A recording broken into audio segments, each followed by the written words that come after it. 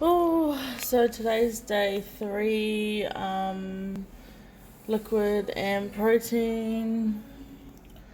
I'm going alright. I just have really bad stomach pains in the morning, vomiting and diarrhea, and yeah, constantly cramping in the stomach. But I haven't given up yet. I haven't had any. There's been temptation, but haven't had any slip ups. I've just been sticking to my veggies, my protein bars, and eggs.